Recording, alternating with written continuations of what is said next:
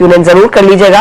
लेकिन इस समय आज की ओपनिंग ट्रेड्स क्या रहेंगी, आपका क्या मूड बनता दिखाई देगा स्टॉक स्पेसिफिकली? राजेश सातपुते, मानस जायसवाल, प्रकाश कावा, कविता जैन और राजेश पालविया ये सब तैयार हैं आपको एक अपडेट देने के लिए कि इनकी ओपनिंग ट्रेड्स क्या रहेंगी, और मेरा साथ ऑफ कोर्स वीरू भी देंगे। चले टॉप कॉल्स के लिए सबसे पहले गावा साहब आपकी बारी। गुड मॉर्निंग, आज का ओपनिंग ट्रेड क्या रहेगा? गुड मॉर्निंग सभी को, good morning, thank you very much. और स्टॉक जो मैंने चुना है इस वक्त वो है बैंकिंग क्षेत्र से एक्सिस बैंक। एक्सिस बैंक का बाई मोड पर है, स्ट्रक्चर पॉजिटिव है, अपनों हमने देखा है, कायम है, और कल के 1 घंटे में बहुत अच्छा लगा मुझे।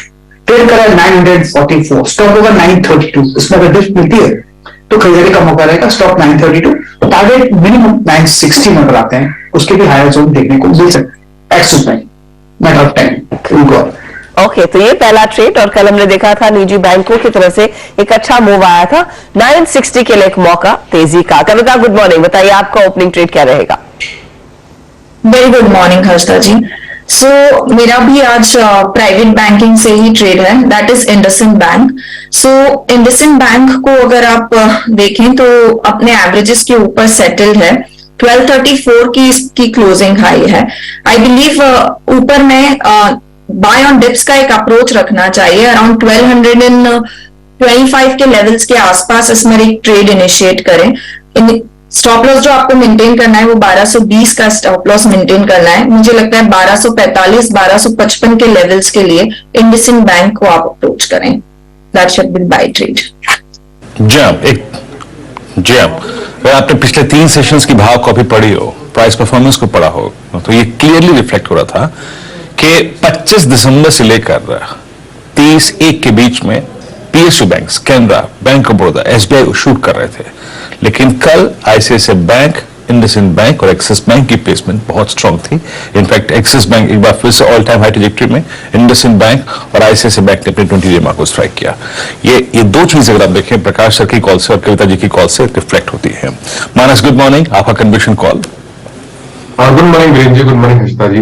तो देखिए जो रिकमेंडेशन है वो एल&टी फाइनेंस होल्डिंग पे है, एल&टी फाइनेंस होल्डिंग पे खरीदारी करने की राय है, क्योंकि यहाँ पर देखिए कल 20 डे मूविंग एवरेज रिगेन हो गया, उसके ऊपर स्टॉक निकला। अगर आप इंटरनेट चार्ट पे जाएंगे तो 88 रुपीज के ऊपर का एक ब्रेकआउट देखने को मिला है। आई थिंक अब एल&टी फाइनेंस होल्डिंग 94 के लेवल्स को टच कर सकता है, तो वही हमारे टारगेट रहेंगे। करंट लेवल्स पे खरीदारी करने की राय रहेगी। 87.90 ये कैश लेवल्स है, यहाँ पर आपको स्टॉप लॉस रखना है। और 90 वाला call option, at the money call option ले सकते हैं। 90 का कॉल ऑप्शन 3 रुपए 40 पैसे के आसपास ट्रेड हो रहा है, वहां पर आप खरीदारी कर सकते हैं। 2 रुपए 60 पैसे का स्टॉप लॉस लगाइए और 5 रुपए के टारगेट सेट करिए। ओके, एल&टी फाइनेंस होल्डिंग याद रखिएगा, it's a buy call. Plus अगर आप ऑप्शंस में ट्रेड करना चाहते हैं तो आपके पास 90 की सीई कॉल ऑप्शन का आप देखें 3 रुपए 50 पैसे का प्रीमियम है। आप इसको भी आप एक चीज करते हैं, पोस्ट ओपनिंग आई थिंक इस ऑप्शन पर हम गौर फरमाएंगे। राजेश सतपुते जी गुड मॉर्निंग, आपका conviction call. Good morning Viren, good morning everyone. Viren देखिए मेरे नजर है भारत फोर्ज पे। अगर आप इसका स्ट्रक्चर देखें तो स्ट्रक्चर बेहद पॉजिटिव है। अकॉर्डिंग टू चार्ट अगर आप इसे देखें तो इसका सपोर्ट बनता है करीबन 885 का, फ्यूचर में 89 का क्लोज है।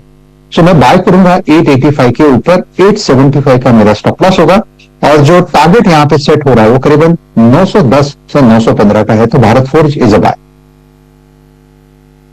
ये तो भारत फोर्ज पर भी एक तेजी का ही कॉल इस समय आ रहा है, बाय करके चले, यहाँ पर एक अपॉर्चुनिटी रहेगी तेजी की तरफ। चलिए राजेश पालविया को जोड़ लेते हैं।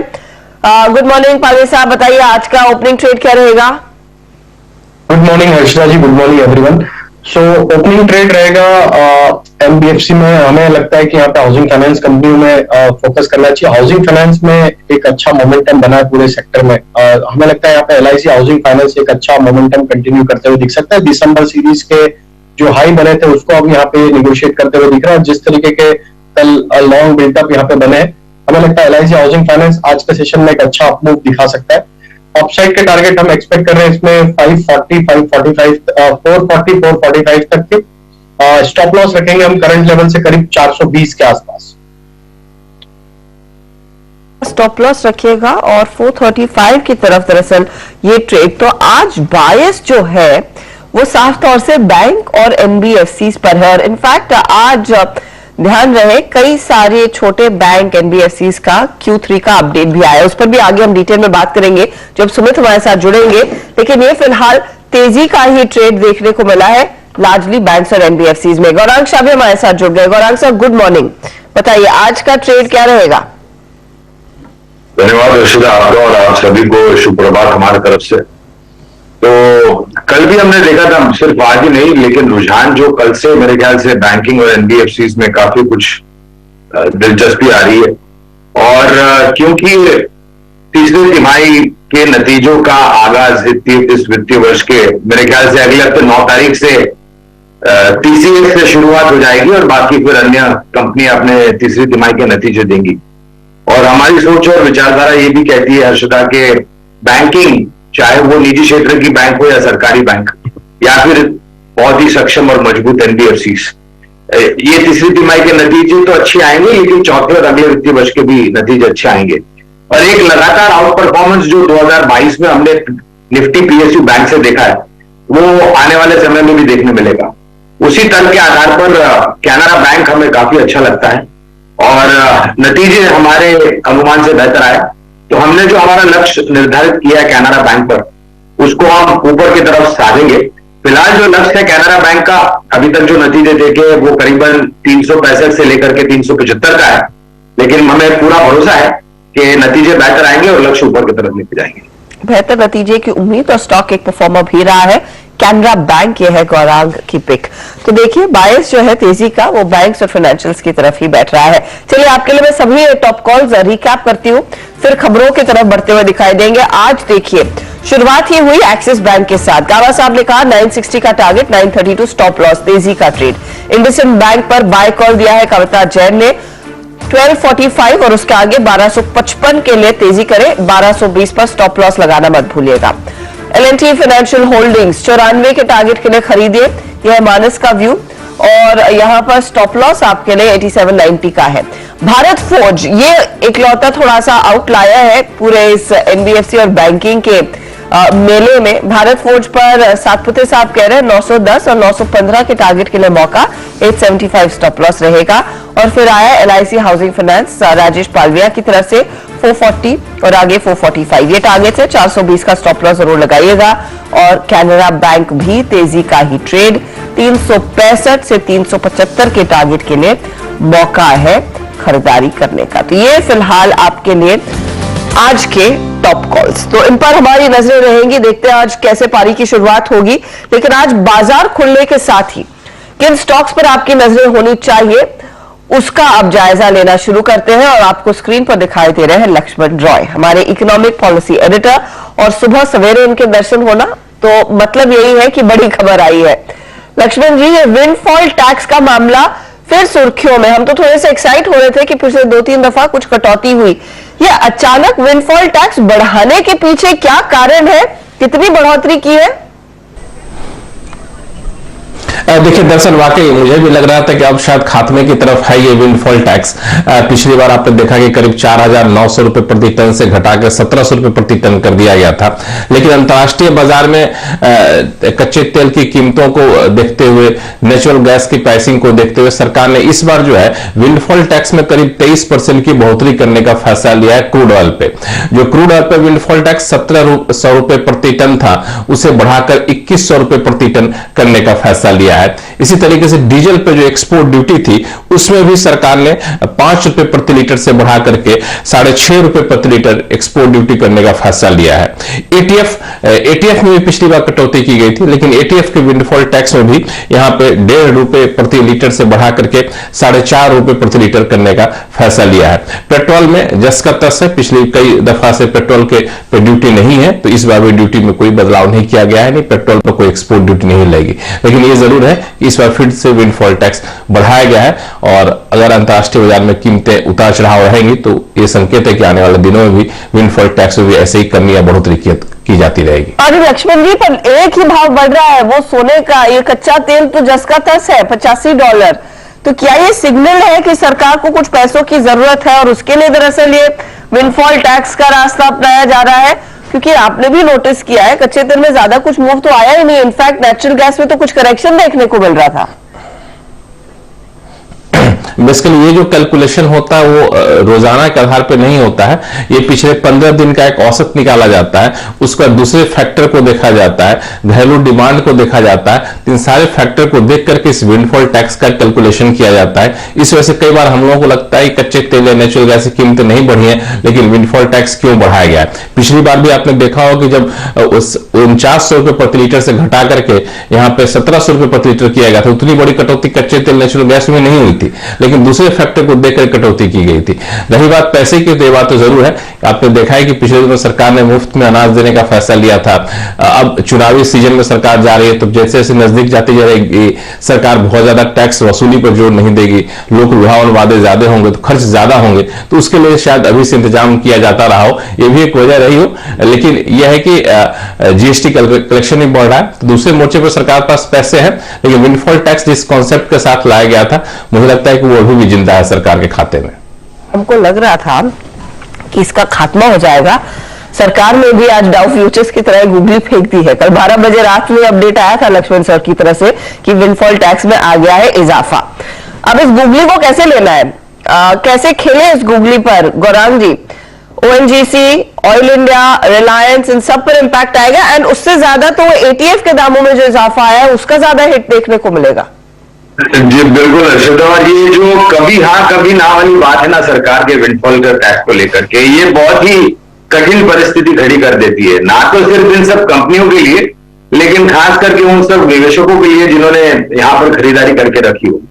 और दूसरी ओर मुझे समझ में नहीं आता अर्षदा कि अगर हम बहुत ही बड़ी मात्रा में रशिया से नेचुरल गैस और क्रूड ऑयल इंपोर्ट करते हैं डिस्काउंटेड भाव में, क्योंकि यूरोपियन यूनियन की मांग थी कि $60 या $70 प्रति बैरल फ्रीज किया जाए, हमने उसका विरोध किया था यूएन में, और उसको लेकर के हमने पहले भी काफी डिस्काउंटेड भाव में रशिया से कच्चा तेल और नेचुरल गैस मंगाया है। और हाल ही में कल एक रिपोर्ट पढ़ रहा था, बहुत ही बड़ी मात्रा में अब हम इंपोर्ट कर रहे हैं। अगर ऐसा हो रहा है तो फिर ये परिस्थिति कहां से खड़ी होती है?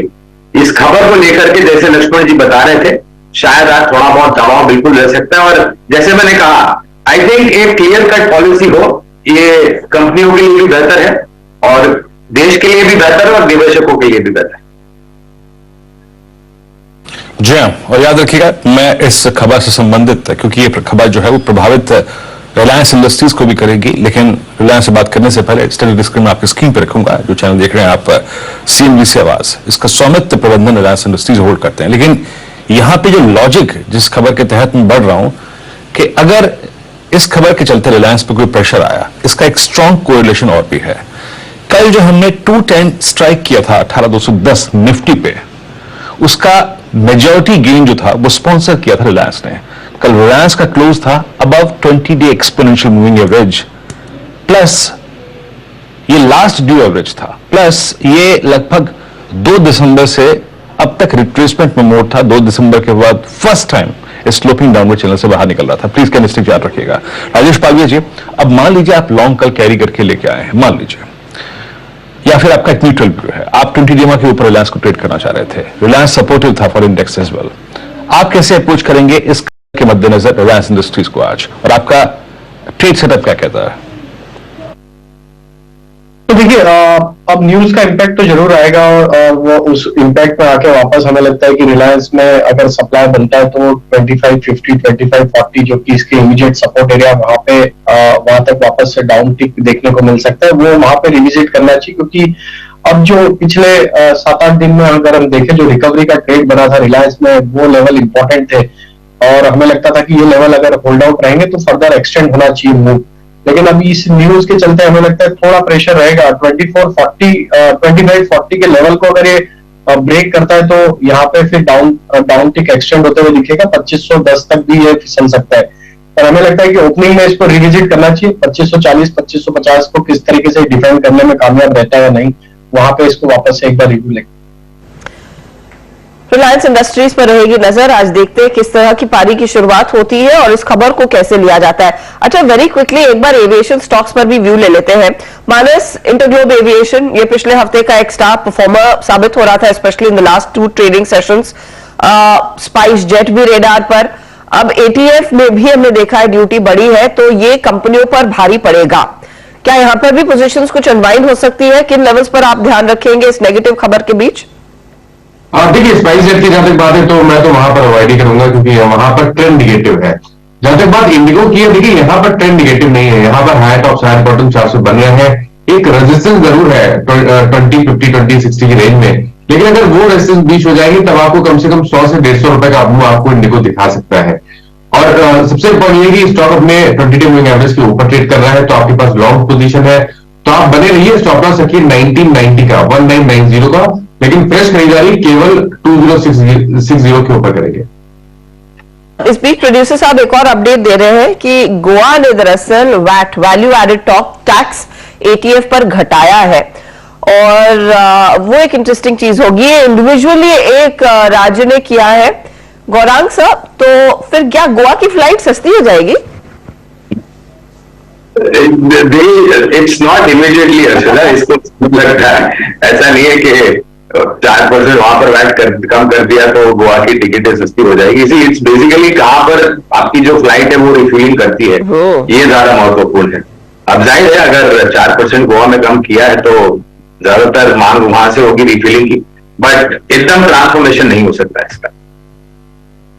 गोवा से वापस आने वाली फ्लाइट सस्ती हो जाएगी, वीरू जाने वाली सस्ती नहीं होगी, क्योंकि फ्यूल तो बढ़ेगा दिल्ली में आपके। नहीं, मैं कह रहा हूँ ठीक है, व्यू तो दे दिया, कहाँ गोवा क्या दिला रही हैं।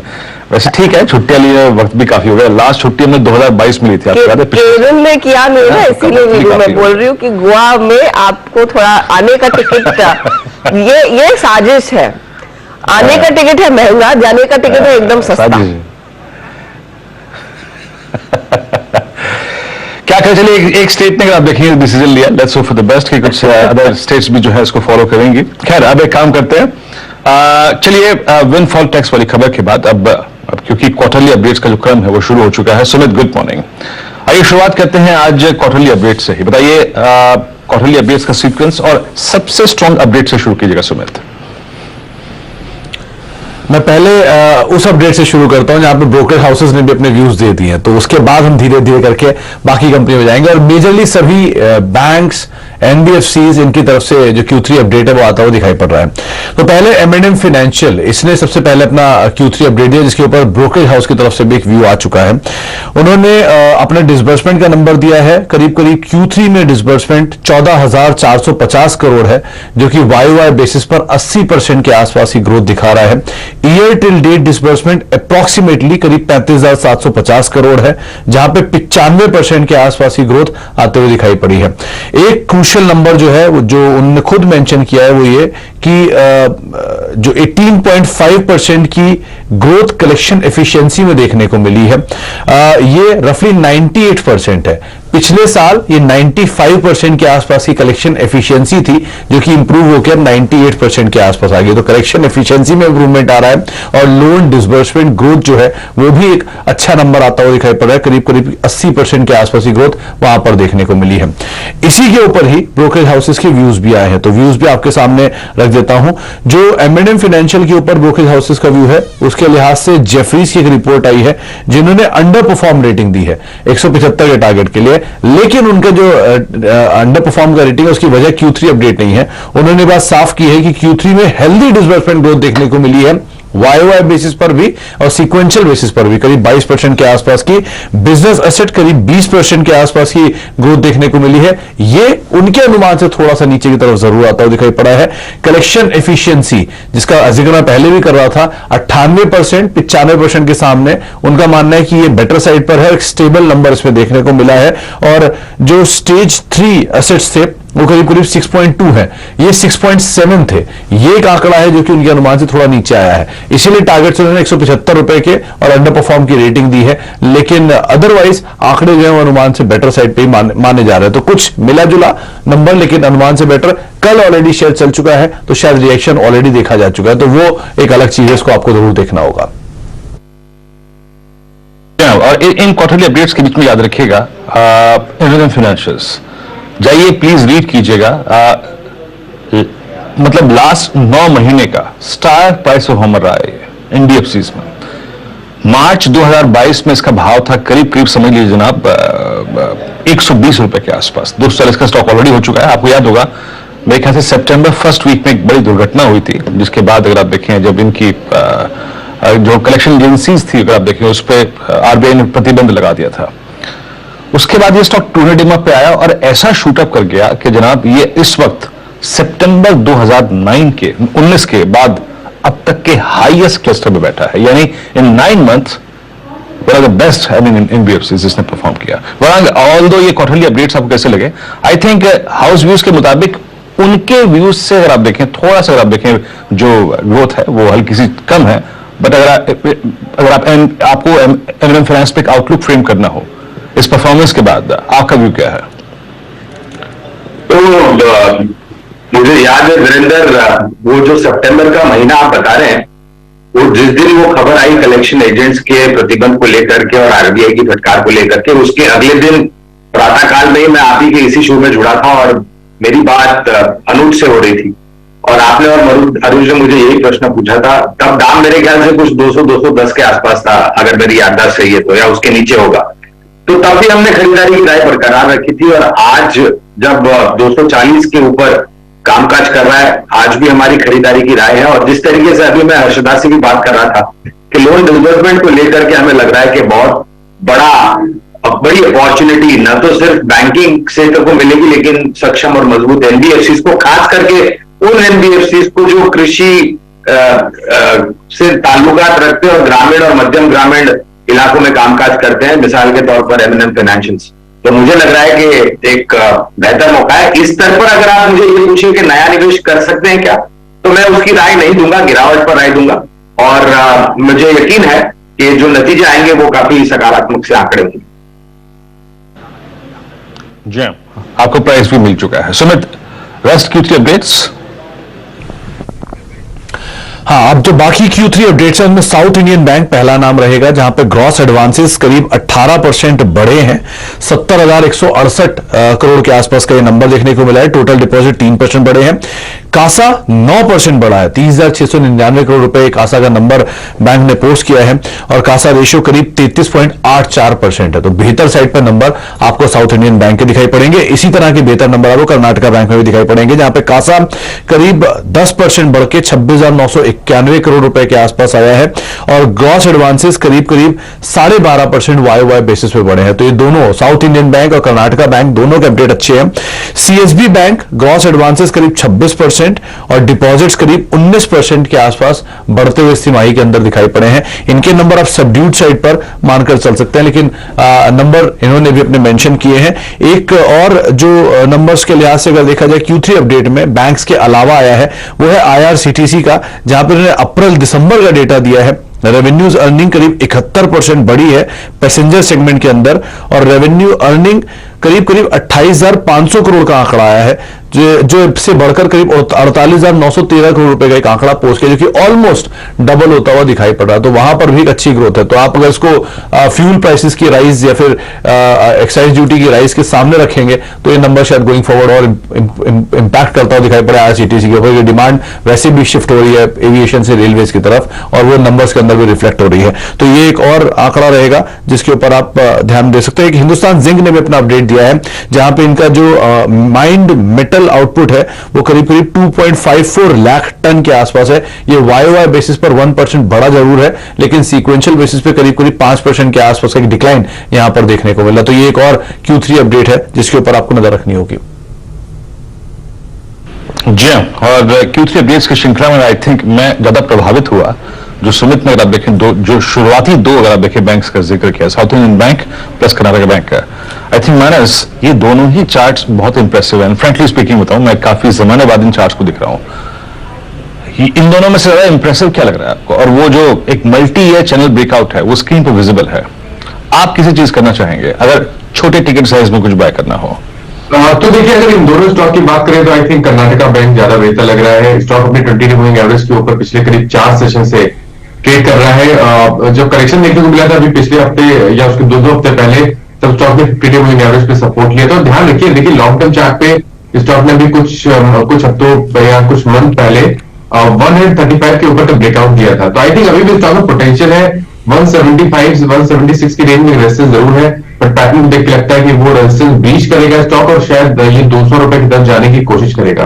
तो मीडियम टू लॉन्ग टर्म के लिए यहाँ पर खरीदारी करने की राय रहेगी। 120 के स्टॉप लॉस से 200 रुपए की टारगेट सेट करिए। ओके, कनाडा बैंक अगर आप देखें in terms of technical setup ज्यादा इंप्रेसिव लग रहा है। Sumit, rest stocks and news, और उसके बाद हम आज की एक बिग ब्रोकरेज रिपोर्ट्स के बारे में बात भी करेंगे, लेकिन बाकी खबरें Q3 अपडेट्स के अलावा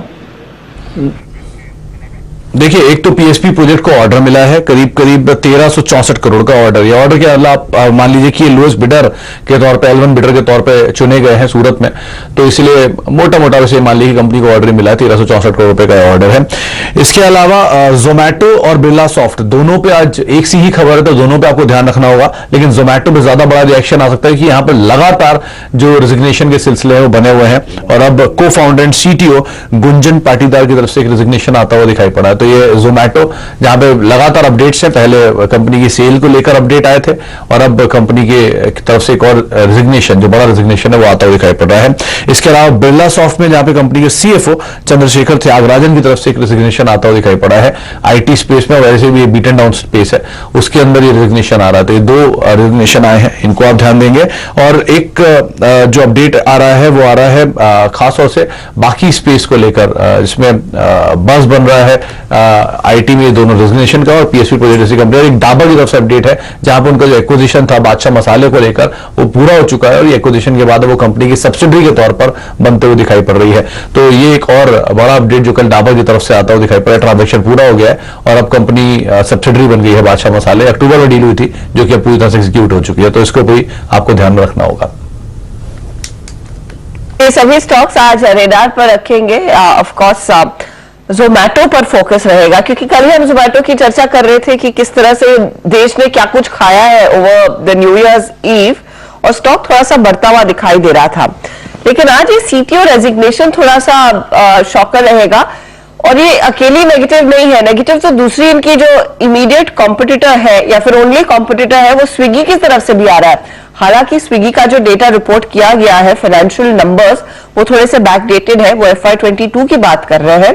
वहां पर इनके लॉस दरअसल हुए हैं डबल, तो उसका ओवरहैंग जोमैटो के शेयर पर भी आएगा, क्योंकि लोग उसको वैसे ही कोरिलेट करके देखेंगे।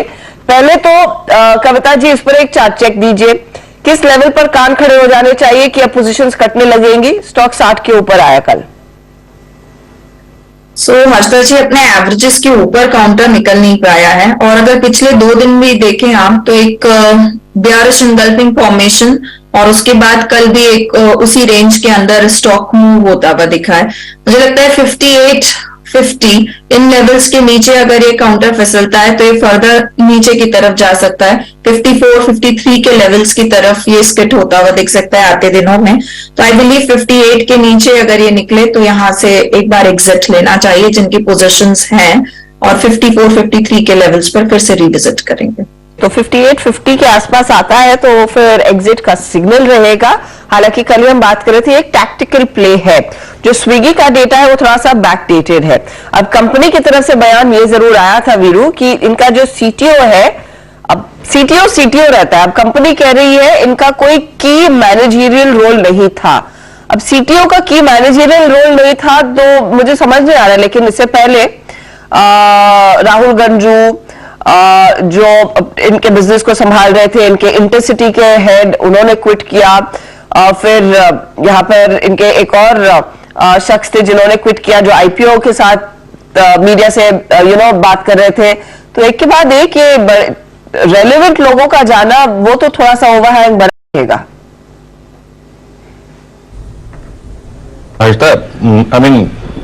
कुछ आपने ठीक है, अगर आप देखें न्यू ईयर जो के स्टैट्स थे वो दिए, स्टॉक चलने की कोशिश करी, लेकिन सीरियसली अगर आप देखें एक भी खबर ऐसी नहीं आ पा रही है कि स्टॉक एक सीरियस बेस बिल्डिंग की तरफ जाए।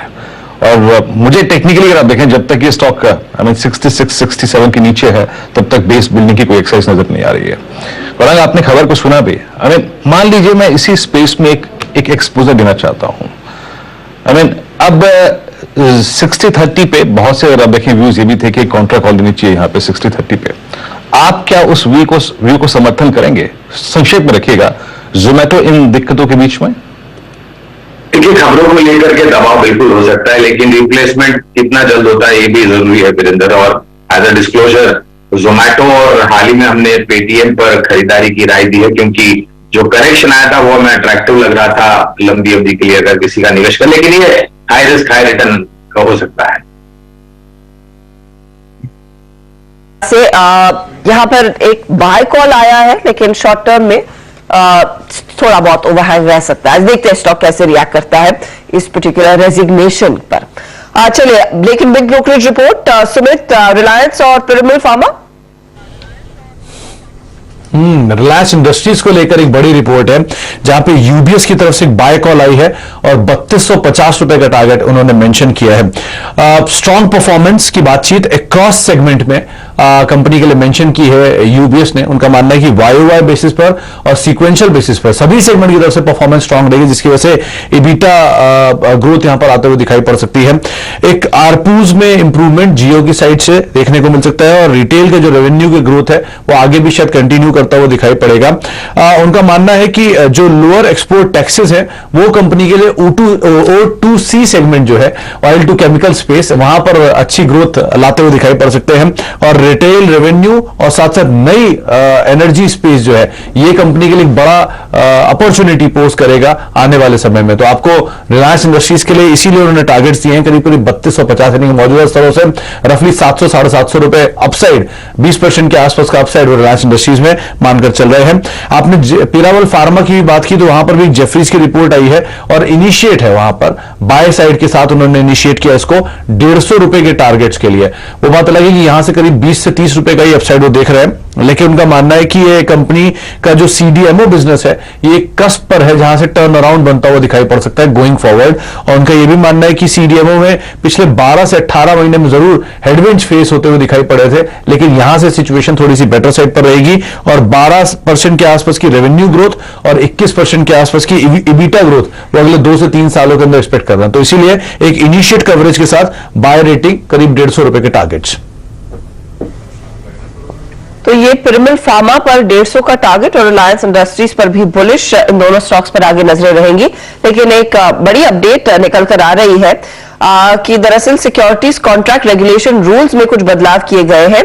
सरकार चाहे तो जनहित में किसी सरकारी कंपनी की मिनिमम पब्लिक शेयर होल्डिंग की शर्तों से थोड़ी सी छूट दे सकती है। ये फिलहाल एक अपडेट है, इसके मायने क्या है और इसका इंपैक्ट किस पर रहेगा? लक्ष्मण हमारे साथ फिर जुड़ रहे हैं। लक्ष्मण, कैसे समझे पीयूएसयूज को दरअसल कुछ राहत मिलेगी? दरअसल यहाँ पे बिल्कुल सीधा सा कहें तो एलआईसी एक एग्जांपल मैं आपको दे रहा हूँ, जहाँ पे सरकार ने हाल ही में हिस्सेदारी बेची थी और उसमें भी मिनिमम पब्लिक शेयर होल्डिंग की शर्त लागू होती है, यानी मिनिमम पब्लिक शेयर होल्डिंग आपको यहाँ पे 25% होना चाहिए। अब ये शर्त का अधीन करें तो सरकार को बहुत जल्द एलआईसी में और ज्यादा हिस्सेदारी बेचनी पड़ती, लेकिन अब ये नियम आने के बाद ये हिस्सेदारी बेचे या न बेचे सरकार पर निर्भर करता है। एलआईसी को मिनिमम पब्लिक शेयर होल्डिंग जो 25% की शर्त है उसके बाहर भी रख सकती है। अब इसका नियम ये है माफी चाहूंगा कि दरअसल जो भी सरकारी कंपनी है उसमें आपको मिनिमम पब्लिक शेयर होल्डिंग 25% तक करना है एक तय समय सीमा के भीतर।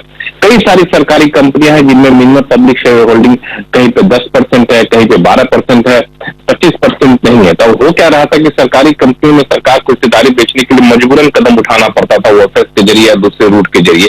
अब वो मजबूरन कदम नहीं उठाना पड़ेगा, सरकार अपने हिसाब से और जनहित को देखते हुए चाहे तो मिनिमम पब्लिक शेयर होल्डिंग के अधीन उस नियम का पालन करते हुए सरकारी कंपनी में हिस्सेदारी बेच सकती है और चाहे तो नहीं बेच सकती है। और इसके लिए सरकार ने नियम में बदलाव करने का फैसला लिया है और इसका नोटिफिकेशन जारी कर दिया गया, जिसके तहत सिक्योरिटीज कॉन्ट्रैक्ट रेगुलेशन रूल 1957 के रूल 9 में यहाँ पे सरकार ने बदलाव किया है। और कई सारी कंपनियां जैसे कि यूनियन बैंक, हमारी रिसर्च टीम ने भेजा, यूनियन बैंक में 83% है, पंजाब एंड सिंध बैंक में 98% है, बैंक ऑफ महाराष्ट्र में 90% है, आईटीआई में 90% है। ये सब का असर पड़ेगा, लेकिन तत्कालिक असर जो तत्कालिक मकसद है वो एलआईसी। तो ये सारे स्टॉक्स दरअसल रेडार पर रहेंगे। देखिए, 2 बड़ी खबरें आ गई हैं लक्ष्मण से, तो सुबह सवेरे लक्ष्मण के जब दर्शन होते हैं तो अच्छी खासी खबरें निकल कर भी आती है। शुक्रिया लक्ष्मण।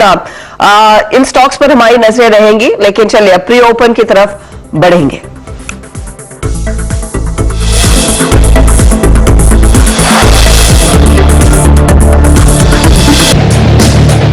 थोड़े से बेरिश लग रहे हैं। मैं बेरिश नहीं हूँ, इंडिया में तो बेरिश हमको कभी होना नहीं चाहिए, क्योंकि हमारी जो अर्थव्यवस्था है उसका ग्रोथ का आउटलुक बहुत अच्छा है।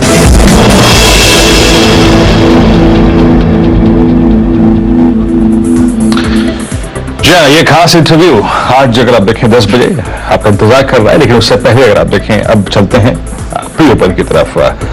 याद रखिएगा डाउ फ्यूचर्स आज सुबह सुबह अगर आप देखें टर्बुलेंस भरा दौर देख के आ चुके हैं और मॉर्निंग कॉल को खासा प्रभावित किया था डाउ फ्यूचर्स ने, बट इस वक्त करीब 9 अंकों पर सुबह अगर आप देखें उसी का थोड़ा सा पैनिक हो गया था। और आपकी स्क्रीन पर आप देखें एसजेएक्स निफ्टी जो कर रहा है उसको भी देखेंगे, लेकिन एशिया वायरों में ताइवान का इंडेक्स अगर आप देखें तो इस वक्त 38 अंकों पर, कॉस्पी अगर आप देखें बैकफुट पे आई मीन 0.5% है। डाउ जोन्स फ्यूचर्स में जो वायर पे इस वक्त डेटा है उसके मुताबिक करीब 33,294 9 अंक ऊपर। और याद रखिएगा एक बड़े अंतराल के बाद हमें आज ग्लोबल मार्केट से फिर एक पैरिटी एस्टेब्लिश करनी है। वीकेंड था, एक्सपायरी थी, थोड़ा सा अगर आप देखें हम अपने रुझानों पर मतलब अपने अगर आप देखें संकेतों पर रिएक्ट कर रहे थे, लेकिन आज एक बार फिर से ग्लोबल मार्केट से हमें पैरिटी एस्टेब्लिश करनी है। आइए इस प्री ओपन पर डालते हैं। इट्स 18,156 41 अंक नीचे शुरुआती टिक्स, लगभग 73 अंक नीचे सेंसेक्स 61,094।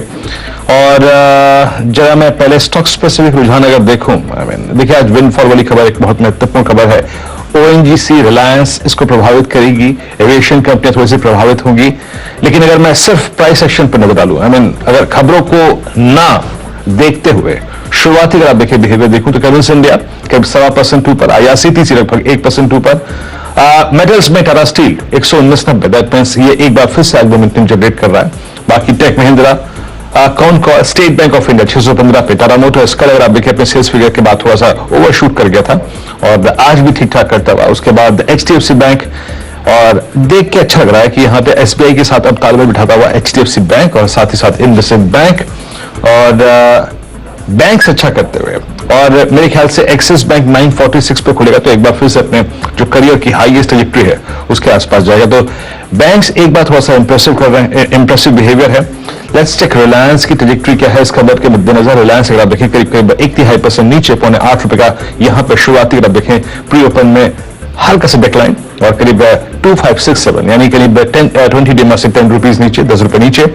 बाकी इंडिगो आपकी स्क्रीन पर लगभग 1.25% नीचे और आईटी स्पेस में इन्फोसिस जो कल हमने आईटी स्पेस में थोड़ा सा पुल बैक दिखा था आज बिल्कुल फ्लैट। लेकिन अभी तक ये प्री ओपन जो है वो जारी है। शुरुआती टिक्स में अगर आप देखें 15 अंक नीचे 18,181 निफ्टी। हर्षदा से जानते हैं रुपए का और साथ ही साथ जो प्रीशियस मेटल्स है उनका हाल। हर्षदा 82.74 के मुकाबले 82.72 के आसपास इस समय रुपया ट्रेड करता हुआ, तो हल्की सी 2 पैसे का ही चेंज देखने को मिल रहा है, ज्यादा कुछ बदला नहीं है, हल्की मजबूती के साथ ट्रेड। लेकिन हाँ, सोने और चांदी में खूब चमक देखने को मिली है। कल जो मार्केट्स में कारोबार देखने को मिला, कॉमेक्स पर आसमान छूते दाम नजर आ रहे हैं और आज भारतीय बाजारों में आप गौर करेंगे तो चांदी है जहां पर 934 रुपए की बढ़त पर ट्रेड, 1% से ज्यादा का इजाफा। वहीं सोने में भी हम देख रहे हैं करीब आधे % से ज्यादा की बढ़त इस समय बनती हुई दिखाई दे रही है। तो प्रेशियस मेटल्स की मजबूत शुरुआत, इस बीच कच्चा तेल एमसीएक्स पर हल्की बढ़त के साथ कारोबार करता हुआ दिखाई दे रहा है। तो 18,162 अब आपके लिए निफ्टी 50 इस समय करीब 35 पॉइंट नीचे प्री ओपन सेशन का फिलहाल ये है हाल। चलिए अब सीधा सौदा का जायजा लेते हैं। नीरज और सुमित के बीच का जो मुकाबला रहा उसमें कौन कौन से स्टॉक्स आज मेंशन किए गए और उसका एक रिकैप और फिर बात करेंगे राजेश सातपुते से।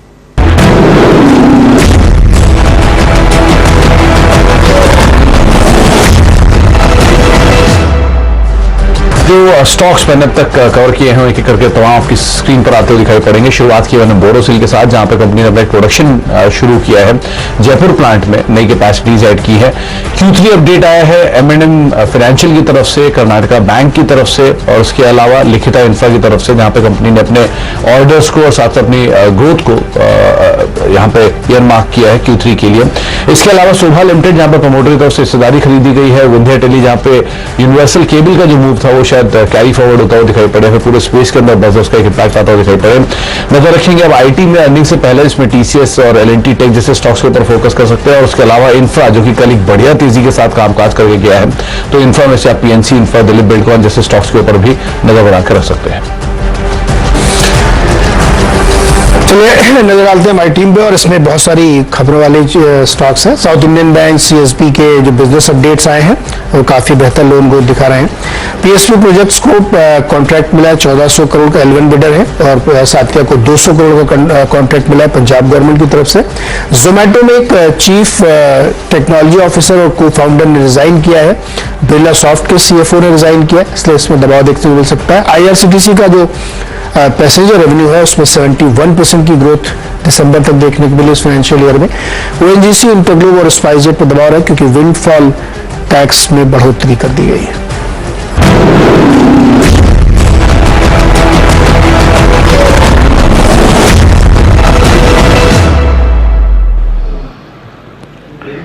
ओके, ये आपने दोनों टीम्स को देखा।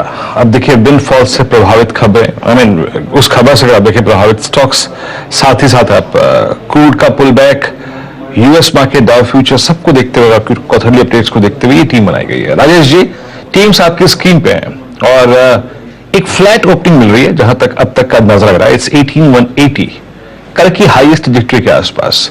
आपका व्यू दोनों टीम्स में से आपका एक प्रेफर्ड पिक? बिल्कुल सही कहा आपने, ये फ्लैट ओपनिंग रहेगा तो यहाँ पे मिड कैप पे थोड़ा फोकस होगा। वैसे भी अगर आप देखें तो मार्केट थोड़ा लाइट है, तो ऑब्वियसली वहां पे जो ट्रैक्शन होता है वो मिड कैप में ज्यादा होता है, तो इसलिए मिड कैप चुना है। सुमित जी की टीम से शुरुआत करूंगा। M&M फाइनेंस, इसका जिक्र हो चुका है। मेरा टारगेट इसका रहेगा 250, 255। मुझे लगता है इस रेंज को एक बार के लिए हिट करेगा, तो जो भी डिप मिलेगा उसमें बाय करें। स्टॉप लॉस रहेगा 234, यानी कल का जो लो है वही मैंने स्टॉप लॉस रखा। सुमित जी की टीम में रहेगा बाय M&M फाइनेंस। और अगर आप नीरज जी की टीम देखें तो सबसे बढ़िया लगता है वो है बैंकिंग से CSB बैंक। देखिए ओवरऑल स्ट्रक्चर तो रिलीफ रैली का है, लेकिन रैली कहां तक आएगी? मेरे हिसाब से 250, 260 तक का मूव CSB बैंक में आएगा। 243 का क्लोज है, तो it's a buy in CSB bank. Plus will be at 236। तो कैथलिक सीडेंट बैंक और साथ ही साथ M&M फाइनेंशियल, दोनों ही स्टॉक्स रेडार पर सातपुते साहब भी रखेंगे क्योंकि यहां पर हमने देखा है Q3 जो अपडेट आया है वो बहुत ही जोरदार है।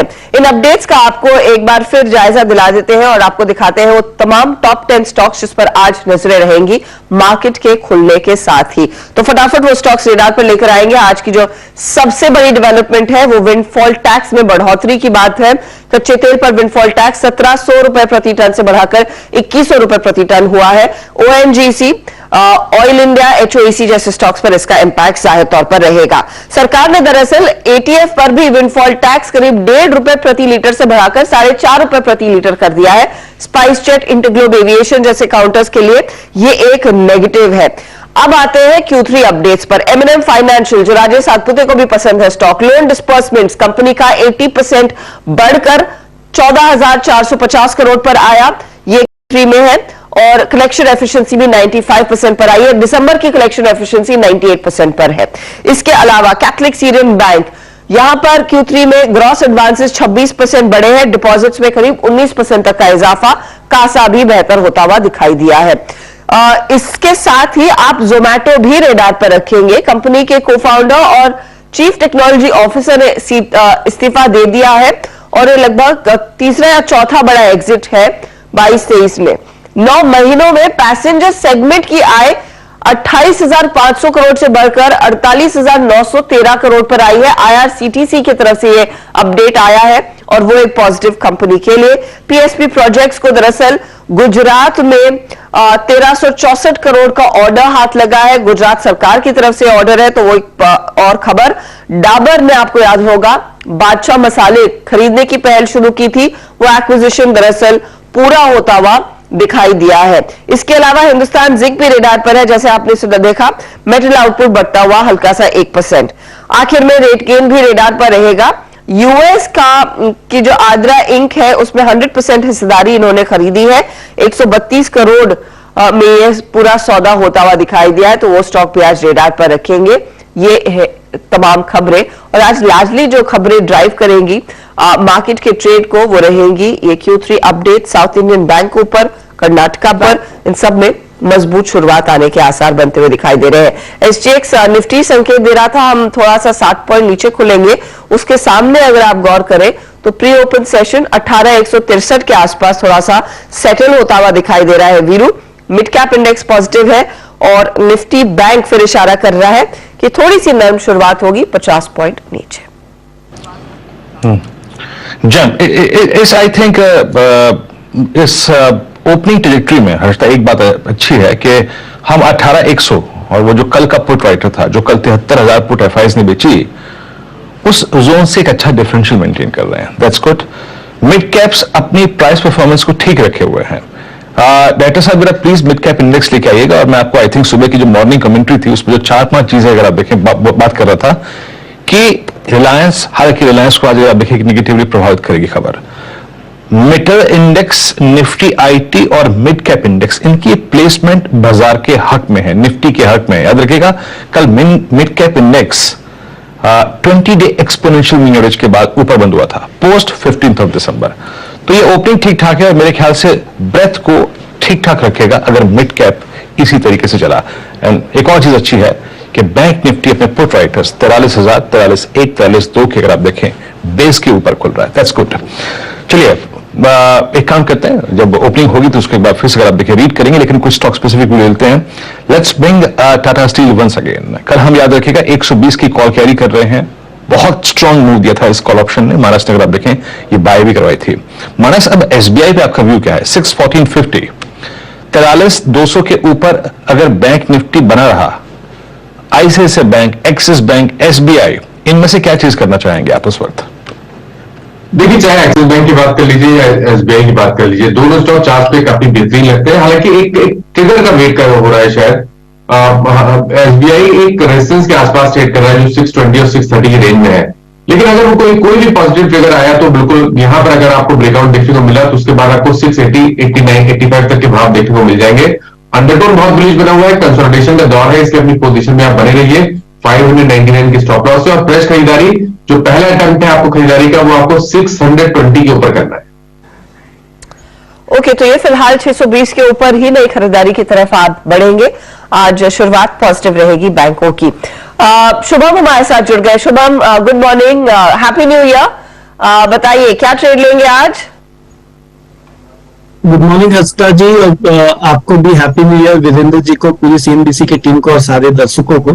और आने वाला जो नववर्ष है वो काफी बेहतरीन रहे सबके लिए। तो आज भी मेरा बैंकिंग से ही शुरुआत करूंगा मैं, बिकॉज मुझे भी लगता है कि मार्केट में जो टेम्पररी एक कंसोलिडेशन था वो अब कंप्लीट होता हुआ दिख रहा है। और ये पूरे कंसोलिडेशन में बैंक निफ्टी को अगर हम देखें तो कहीं भी कोई शॉर्ट्स डेवलप नहीं हुए, और अब जब बाजार थोड़ा सा संभलता हुआ दिख रहा है तो इमीडिएटली वहां पे लॉन्ग्स बिल्ट होते हुए दिख रहे हैं। तो मुझे लगता है कि बैंकिंग एक अच्छा आउट परफॉर्मर रह सकता है। और इसमें से इंडसइंड बैंक, जहां पे पिछले 2-3 दिन में हमने देखा है कि एक्टिविटी इंप्रूव होता हुआ दिखा है, वहां पे मुझे लगता है एक ब्रेकआउट आता हुआ दिख सकता है। तो 1240 के स्ट्राइक का जो कॉल ऑप्शन है इंडसइंड बैंक का, उस पर खरीदारी कराए है। लक्ष्य होगा 45 रुपए का, स्टॉप लॉस मेंटेन करे 26 रुपए पे। तो आज इंडसइंड बैंक पे खरीदारी कराए। शुभम जी, इंडसइंड बैंक अगर आप देखें आपका ट्रेड है, ये आप कनाडा में ही है इस वक्त? बिल्कुल वीरेंद्र जी, अभी तो कनाडा में ही है। क्या हालात है वहां पे ठंड के? ठंड तो वीरेंद्र जी 7-8 दिन पहले -28 डिग्री था और अब 4 डिग्री है।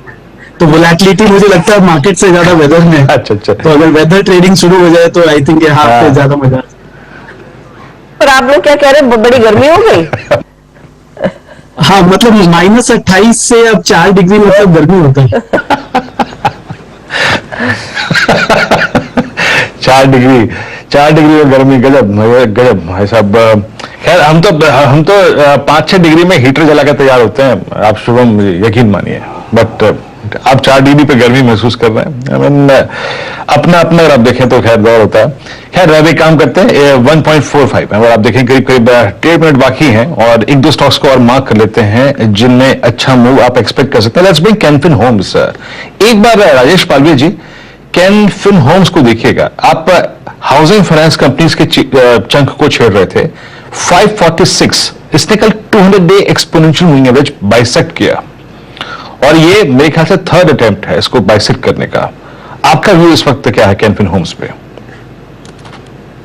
में तो काफी अच्छा मूव बना है कल और स्टॉक में 540 के लेवल को क्रॉस किया है। तो हमें लगता है अगर ये आज 540 के ऊपर सस्टेन रहेगा, टारगेट इसका 565, 570 की तरफ सकता है।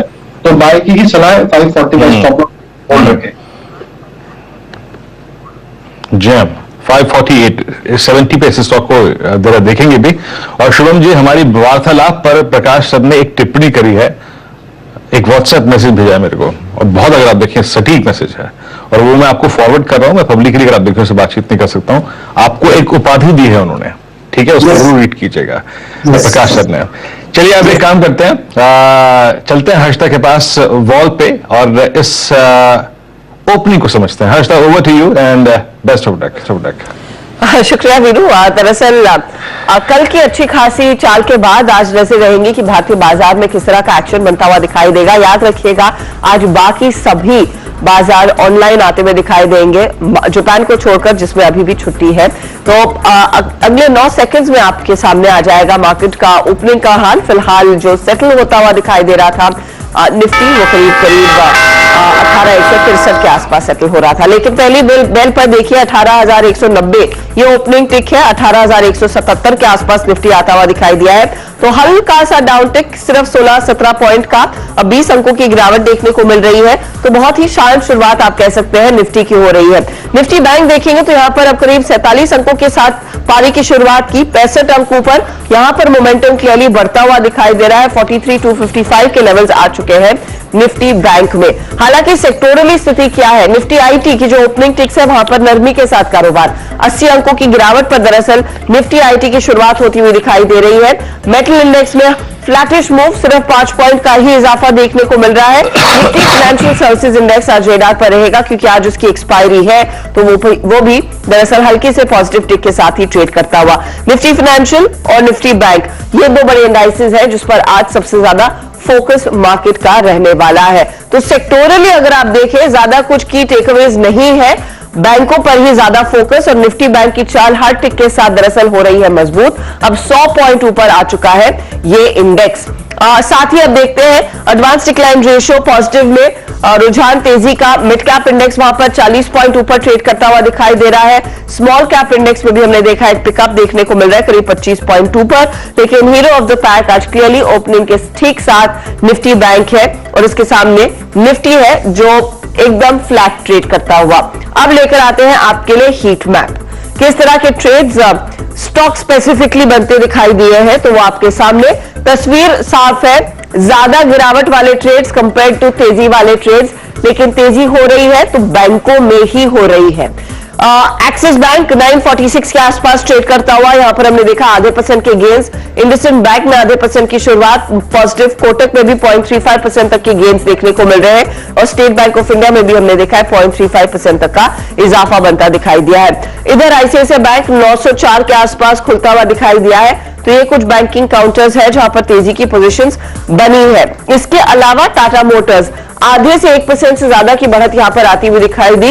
उधर यूपीएल आप देखेंगे 0.33% का इजाफा, टेक महिंद्रा में 0.29% तक के गेन्स देखने को मिले हैं। अदानी पोर्ट हो, एचडीएफसी लाइफ हो, यहां पर तेजी के साथ ट्रेड्स बनते दिखाई दे रहे हैं। बजाज फाइनेंस एकदम फ्लैट है, कोशिश कर रहा है पॉजिटिव टेरिटरी में टिके रहने की।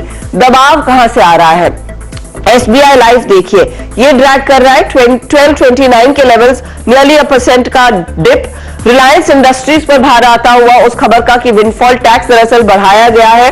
ओएनजीसी भी आपकी स्क्रीन पर लेकर आएंगे, जहां पर हमने देखा है 149 के आसपास तक का ट्रेड है, नियरली 0.4% तक की गिरावट देखने को मिल रही है। तो ये वो स्टॉक्स है जिन पर आपकी नजरें होनी चाहिए। कल के स्टार परफॉर्मर्स मेटल कंपनियां साइडवेज है, follow through specially opening ticks के लिहाज से नहीं देखा जा रहा है। आईटीसी हो, टाइटन हो, आपका एचयूएल हो, सब थोड़े से बैकफुट पर आते हुए, और कल की तेजी वाले स्टॉक्स जहां पर एमएनएम जैसे काउंटर्स है वो भी आज थोड़ी सी नरमी के साथ ही पारी की शुरुआत कर रहे हैं। तो ये क्लियरली है बहुत कॉन्सेंट्रेटेड बाइंग बैंकों में, लेकिन रनअवे बाइंग नहीं है, ध्यान रखिएगा। इसीलिए निफ्टी ज्यादा कुछ नहीं कर रहा है, एक्शन आ रहा है तो निफ्टी बैंक में, लेकिन निफ्टी बैंक जो 120 पॉइंट ऊपर था वो अब 77 पॉइंट नीचे ऊपर ही रह गया है। तो वॉलेटिलिटी क्लियरली मार्केट में बनती हुई और बढ़ती हुई दिखाई दे रही है। व्यू मिड कैप्स और ऑफ कोर्स एफएनओ एक्टर दिख रहा है। जी देखिए, आज था मेरा सुबह व्यू था कंस्ट्रक्टिव, बैंक निफ्टी पे पॉजिटिव और बाय था। और मैं यहां पे एक बात एक्सप्लेन करना चाहूंगा आवाज के व्यूअर्स को। एक नेगेटिव और 2 अगर आप देखिए पॉजिटिव बातें क्या है। आपने सुबह का जो फर्स्ट रेजिस्टेंस था बैंक निफ्टी का, वो क्या मेंशन किया गया था, रेजिस्टेंस की प्लेट लेके आइएगा। इट वाज 4338, 43,338, और वही हाई है, वही हाई है। एक बात याद रखिएगा, लगभग 42-52 outstanding OI at 43,300, 400 and 500, 3 strikes पे करीब 62 लाख का है। ये एक टसल जोन है, ये एक मुश्किल जोन है, बट ये एक थर्ड डे है। अगर थर्ड स्ट्राइक होती है वो इंपॉर्टेंट होती है, क्रिटिकल होती है, डिसाइसिव होती है, निर्णायक होती है। 38 ही हाई है अब तक का। अगर ये जोन में एक बार एंटर कर गया 38, तो इस बार मेरे ख्याल से थर्ड डे डेफिनेटली अटेम्प्ट करेगा to bisect this zone. Harshada ने काफी फोकस किया था इसी बात पर, आप देखें एग्जैक्टली वॉल पे, तो मैं इसलिए कह रहा हूं third is critical, decisive and I think most important. आगे बढ़ते हैं। बैंक निफ्टी, जी हां, क्लियरली एक एज है। और देखिए निफ्टी बैंक में और निफ्टी में अगर एक प्राइस परफॉर्मेंस में एक अंतर है तो उसे समझने की कोशिश कीजिएगा। रिलायंस कल 2 से लेकर 3:30 के बीच में एक एडवांटेज था निफ्टी के पास, वो आज नहीं है निफ्टी के पास। दैट्स रिलायंस। ठीक है, आई मीन खबर का इंपैक्ट होता है, हर दिन किसी का नहीं होता। और फिर आइए आप जरा और कुछ स्टॉक्स को देखते हैं जहां पे अच्छा है। गोदरेज प्रॉपर्टीज आज एक डेड कैट बाउंस, यहां पर आप देखें मूव मिल रहा है। उसके बाद IRCTC, Atul limited, federal bank in mid cap banking space, PNB, axis bank at all time high. मेरे ख्याल से एक्सिस बैंक विद 0.81% अगर आप देखें जो ये बड़ा है, yes it's an all time high zone for axis bank, strike करता हुआ। और साथ ही साथ अगर आप देखें बैंक ऑफ बड़ौदा, बैंक्स में एक्शंस विजिबल है। मैं ज्यादा वक्त नहीं लूंगा यहां पर, एक काम करते हैं, सीधे एक काम करते हैं, कॉल्स को कलेक्ट करना शुरू करते हैं। शुभम जी, आज का पहला क्विक सिग्नल आपकी तरफ से आएगा। आपका जो सुबह व्यू था बैंक्स पे वो बहुत अच्छा था और एग्जैक्टली वैसा ही हो रहा है। आपका व्यू इस वक्त क्या चीज करना चाहेंगे? First quick signal. Virendra ji, मैं अभी भी बैंक्स के साथ रहूंगा और जो मिड कैप बैंक्स में से एक बेहतरीन ब्रेकआउट बनता हुआ दिख रहा है वो है बैंक ऑफ बड़ौदा में। तो मुझे लगता है बैंक ऑफ बड़ौदा का 190 के स्ट्राइक का जो कॉल ऑप्शन है वो 6 रुपए 25 पैसे 30 पैसे के आसपास ट्रेड कर रहा है। इसको खरीदना चाहिए। यहाँ पे एक स्टॉप लॉस मेंटेन करे 4 रुपए पे और अपसाइड में 10 रुपए तक का इसमें टारगेट आता हुआ दिखेगा। तो बहुत सिमिलर डेटा पॉइंट है। यहाँ पे भी डेरिवेटिव में हमने देखा कि पिछले 2-3 दिन में पॉजिटिव एक्टिविटी देखने को मिला था। तो मुझे लगता है बैंक ऑफ बड़ौदा में एक लॉन्ग ट्रेड इनिशिएट करना चाहिए। बड़ौदा 190 का कॉल आप लेकर चलेंगे। यहाँ पर एक्शन बढ़ता हुआ 6 रुपए 30 पैसे पर है। यहाँ पर एक अपॉर्चुनिटी। पालिया साहब, आपका ओपनिंग ट्रेड? हर्षदा जी, ओपनिंग ट्रेड रहेगा फेडरल बैंक पे। फेडरल बैंक में कंटिन्यूटी बनी हुई है अप ट्रेंड की, और हमने देखा कि कल के सेशन में एक पॉज लिया स्टॉक और आज ओपनिंग में वापस से बाइंग इंटरेस्ट बनते हुए दिख रहा है। तो स्टॉक के ओवरऑल सेटअप पॉजिटिव है। फेडरल बैंक फ्यूचर बाय करने की सलाह, अपसाइड के टारगेट एक्सपेक्ट कर रहे हैं 146, 148 तक के। स्टॉप लॉस होगा करंट लेवल से 136 के आसपास। 146 के लाइक बाय फेडरल बैंक में। गाबा साहब, आपका ट्रेड क्या रहेगा? मुझसे पूछ रहे हैं। मुझे लगता है यूपीएल पर ध्यान देना चाहिए on the long side. Trade करा है 725 पर, पॉसिबल है कि 730 35 देख सकते हैं यूपीएल पे, और स्टॉप होगा 722 यूपीएल। Okay, UPL 725। यूपीएल अगर आप देखिए अपनी पिछले 1 2 3 4 5 6 7 8वें सेशन में अपने 8 सेशन के हाईस को बाइसेक्ट करने की कोशिश कर रहा है। अभी हाई शेडोज पार नहीं हुई है, याद रखिएगा, हाई पार नहीं हुआ है, सिर्फ बॉडीज पार हुई है, यानी क्लोजिंग बेसिस पे जो हाई है वो पार हो रहे हैं। ओके, अच्छी बात। कविता जी, आपका कन्विक्शन कॉल क्या होगा? गोदरेज प्रॉपर्टी में एक अच्छा एक्शन बनता हुआ दिख रहा है। मुझे लगता है इसे चेस करना चाहिए। पिछले 2 दिन के हाईस को निकालते हुए दिखा है। मुझे लग रहा है कंसोलिडेशन फेज से बाहर निकलते हुए 1236 के स्टॉप लॉस को मेंटेन करना चाहिए। 1278 1280 के लेवल्स के लिए गोदरेज प्रॉपर्टी को बाय करें। गोदरेज प्रॉपर्टीज 1278 के लिए एक मौका। और गोदरेज प्रॉपर्टीज दरअसल वायदे के टॉप ट्रेडेड काउंटर्स में इस समय शामिल भी है। करीब 1.5% तक का इजाफा इधर आता हुआ साफ दिख रहा है। मानस, आपका ट्रेड? ग्रैनुल्स पे ध्यान दीजिए, क्योंकि ग्रैनुल्स ने 2 दिन पहले अपने 200 मूविंग एवरेज को ब्रीच किया था, उसके नीचे फिसला था, लेकिन आज इसने 200 मूविंग एवरेज को रिगेन कर लिया है। तो ग्रैनुल्स पे खरीदारी करने की राय रहेगी। 322 रुपए का आपको स्टॉप लॉस रखना है, लेकिन टारगेट ऊपर की तरफ 335 तक के हो सकते हैं। 335 के लिए ग्रैन्यूल्स में एक तेजी का ट्रेड। 2000 करोड़ तक का इन्वेस्टमेंट भी कर रही है कंपनी अपने कैपेसिटी को बढ़ाने के लिए इत्यादि, तो उसका भी इंपैक्ट आता हुआ। राजेश सातपुते, आपका क्विक सिग्नल? ईश्वर जी, देखिए नजर है परसिस्टेंट पे। पहले भी इस पे बात हुई थी, 4000 का टारगेट था मेरा। 4000 हिट होने के बाद आई थिंक ये नए टारगेट्स हैं वो अनफोल्ड कर रहा है, so persistent is a buyer. Obviously stop loss जो होगा नया वो 4000 के नीचे होगा, so keep your stop loss at 3985. और जो टारगेट दिख रहा है वो रहेगा करीबन 4180 से लेकर 4200. सो 4200 यही टारगेट पकड़ के चलिए. सो आई थिंक परसिस्टेंट में जो तेजी है वो कंटिन्यू है. और याद रखिएगा दो चीजें. मैं इनफैक्ट कल भी हमने क्लोजिंग में डेटा बेसिस पे आपको बताया था कि परसिस्टेंट मिड कैप आईटी में अलॉन्ग विद कोफोर्ज वो एक स्टॉक है जो कि सबसे स्ट्रॉन्ग ओआई एडिशन कर रहा है. वो जो 2 बजे के हम आपको समरी दिखाते हैं उसकी एक इंपॉर्टेंस होती है, याद रखिएगा. कोफोर्ज और परसिस्टेंट मिड कैप आईटी में 2 स्टॉक्स बहुत शार्पली, याद रखिएगा, ओआई एडिशन से आप देखिए अपनी तरफ देख रहे हैं. कॉल्स क्या कह रही है जनाब? शुभम जी की bank of Baroda, Prakash sir की अगर आप देखें तो पाली साहब की फेडरल बैंक, कविता जी की अगर आप देखें गोदरी प्रॉपर्टीज, प्रकाश सर का यूपीएल, मानस जी का ग्रेनुअल्स और राजेश सतपुत्र जी का persistent in mid cap IT. Bank Nifty वाकई अगर आप देखें स्विंग अच्छा लेता हुआ. और मेरी स्क्रीन पर आप देखें इस वक्त जो स्टॉक का अच्छा मूव दे रहा है, याद रखिएगा डेटा वाइज एसबीआई की सारी कॉस्ट जो है उस पर डी हाई पे फ्लोट करती हुई और 615.25 ये एग्जैक्टली अपने लास्ट 2 सेशन की जो बॉडीज है, मतलब जो ओपनिंग प्राइस है, क्योंकि 2 लास्ट कैंडल्स रेड थी, उनको स्ट्राइक करता हुआ. शुभम जरा एक बार एसबीआई को देखिएगा, कैसे अप्रोच करेंगे आप इस स्टॉक को एट 614.90? वीरेंद्र जी, एसबीआई में अगर हम देखें तो मुझे लगता है कि पिछले 2 दिन से यहाँ पे कंसोलिडेशन देखने को मिला है और हो सकता है इंट्राडे में इसमें ब्रेकआउट ना आए, लेकिन अगर हम 3-4 दिन 5 दिन का अगर यहाँ पे व्यू देखें तो मुझे लगता है कि इसमें भी एक ब्रेकआउट जल्दी आता हुआ दिखेगा. तो थोड़ा सा पोजिशनल ट्रेड है, बट 608 के स्टॉप लॉस से यहाँ पे लॉन्ग ट्रेड बिल्ड किया जा सकता है और 4 से 5 दिन में 635 तक का लक्ष्य होगा एसबीआई पे. एक अपॉर्चुनिटी क्लियरली 3-4 दिन के लिहाज से तेजी की बन रही है. अच्छा, वो स्टॉक जहां पर इंपैक्ट आया है खबरों का वो आपकी स्क्रीन पर एक बार फिर रखते हैं. साउथ इंडियन बैंक देखेंगे 8% ऊपर. साउथ इंडियन बैंक का जो डेटा पॉइंट था क्रॉस एडवांसेस का 18% बढ़ा है, उस पर स्टॉक रिएक्ट कर रहा है. कैथलिक सीरियन बैंक 5% की तेजी के साथ कारोबार करता हुआ. यहां पर भी हमने देखा है डिपॉजिट्स में इजाफा 19% तक का. कासा रेशियो भी थोड़ा सा हल्का हुआ है, लेकिन कासा डिपॉजिट्स में इजाफा जरूर देखने को मिला है. कर्नाटका बैंक की तरफ से भी अपडेट आया, ग्रॉस एडवांसेस 12% बढ़े, कासा में 10% का इजाफा. वो स्टॉक भी 3% के ऊपर ट्रेड करता हुआ आज के सत्र में.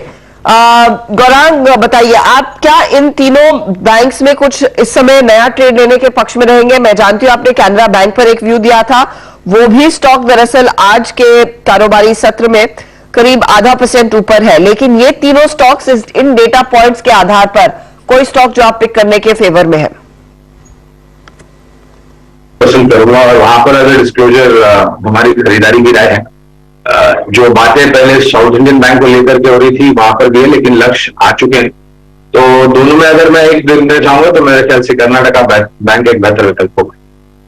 कर्नाटका बैंक आप कह रहे हैं एक बेटर विकल्प होगा. एमएनएम फाइनेंशियल का चार्ट लेकर आइएगा. आंकड़े वैसे अगर आप देखते तो अच्छे हैं. दिसंबर के महीने में 98% कलेक्शन एफिशिएंसी, Q3 में 95% कलेक्शन एफिशिएंसी, डिसबर्समेंट्स 14,450 करोड़, लेकिन स्टॉक को लगा है झटका, 2.5% नीचे 234 के आसपास कर रहा है ट्रेड. मानस, टेक्निकली क्या हुआ है यहाँ पर? देखिए, टेक्निकली तो एमएनएम फाइनेंस ने अभी आई थिंक 2 दिन पहले ब्रेकआउट दिया था चार्ट पे, लेकिन हाई लेवल पे प्रॉफिट बुकिंग देखने को मिली है. एक सपोर्ट था इंटरडे चार्ट पे 238 का, उसके नीचे फिसला है. अब देखिए, सबसे इंपॉर्टेंट है कि अगर ये 232 के नीचे जाएगा तब प्रॉब्लम ज्यादा आएगी, तब आपको शायद 225 या 224 तक का करेक्शन देखने को मिलेगा. तो आपके पास लॉन्ग पोजीशन है तो 231 के स्टॉप लॉस से आप बने रह सकते हैं एमएनएम फाइनेंस में. 31 का स्टॉप लॉस बहुत इंपॉर्टेंट है एमएनएम फाइनेंशियल के. अगर आप शेयर धारक है और आपने ट्रेड के लिहाज से लिया, वो स्टॉक अच्छा खासा करेक्ट होता हुआ. अच्छा, ग्रैन्यूल्स आपके लिए एक बार फिर लेकर आते हैं. और ग्रैन्यूल्स पर इस कुछ ही देर पहले एक बाय कॉल भी आया था 335 के टारगेट के लिए, जो मानस का रहा. 2% ऊपर ये स्टॉक ट्रेड में लौटता हुआ, तो अच्छी खासी पुल बैक देखने को मिल रही है. 2.5% ऊपर है. मेट्रोपोलिस, डॉक्टर लाल, ये कुछ स्टॉक्स है जहां पर थोड़ा थोड़ा करके एक्शन भी लौट रहा है आज के दिन. और दोनों में कोई ट्रेड कविता जी? डॉक्टर लाल, मेट्रोपोलिस बहुत वॉलेटाइल है हालांकि ये स्टॉक्स आजकल, एक दिन तेजी एक दिन मंदी, यही चल रही है. एग्जैक्टली हर्षदा जी, और ये सारे अभी अपने एवरेजेस के नीचे ट्रेड कर रहे हैं. इंट्राडे के लिहाज से अगर कोई ट्रेड इनिशिएट करना चाह रहे हैं तो मुझे लगता है एक ट्रेड मेट्रोपोलिस पे अगर 1336 के ऊपर मेंटेन रहे तो बनता हुआ दिख सकता है 1354 के लेवल के लिए स्ट्रिक्ट स्टॉप लॉस के साथ ही इनिशिएट करना चाहिए, जहां 1314 का स्टॉप लॉस आप मेंटेन करेंगे। जी हाँ, मेट्रोपोलिस आपकी स्क्रीन पे 1335 पे। और जैसे कि मैं कह रहा था कि कल वायलेशंस में परसिस्टेंट, जो कि अभी राजेश जी की कॉल थी, अलॉन्ग विद कोफोर्ज सबसे स्ट्रॉन्ग वाई अपनी तरफ खींच रहा है। Let's see Coforge 3947 Coforge at day high, और इस वक्त गिनर्स की शीट में चौथे पायदान पे। अगर आप इंट्राडे वाई को कल शॉर्ट करके देखते हैं, शॉर्ट करके देखते हैं कल 2 बजे और परसों 2 बजे यानी शुक्रवार को, तो आपको एक ह्यूज डिफरेंशियल नजर आ रहा था rest of IT versus Coforge and persistent. इसलिए आई थिंक उस समरी में मैंने इसका जिक्र किया था। शिवांगी शारदा हमारे साथ जुड़ चुकी है मोतीलाल ओसवाल फाइनेंशियल सर्विसेज से। शिवांगी, गुड मॉर्निंग, कार्यक्रम में स्वागत है आपका। शिवांगी, इस सेशन में आप क्या अप्रोच कर रही हैं, मतलब स्टॉक स्पेसिफिक अप्रोच क्या है, क्या चीज कर रही हैं आप? हाँ जी बिल्कुल। आज के सत्र में बैंकिंग जो है वो काफी पॉजिटिव लग रहा है और यहाँ पे मेरा प्रेफर पिक रहेगा एक्सिस बैंक पे। हमने देखा है कि डेली फ्रेम में सपोर्ट बेस्ड बाइंग देखने को मिल रहा है, ग्रेजुअली शिफ्ट होते जा रहा है। स्टॉक का जो एक लेवल्स है यहाँ पे RSI जो है वो पॉजिटिव डाइवर्जेंस दिखाते हुए बनते हुए दिख रहा है, तो यहाँ पे खरीदारी की सलाह रहेगी। 990 तक के एक लक्ष्य बनते हुए दिख जाएंगे 930 के स्टॉप लॉस के साथ। एक्सिस बैंक अगर आप देखें जो जमाना दीवाना लग रहा है जनाब। एक्सिस बैंक अब अपने करियर के हाई पे 955.35 डे हाई, स्ट्रॉन्ग मूव यहाँ पे, अच्छा मूव देता हुआ।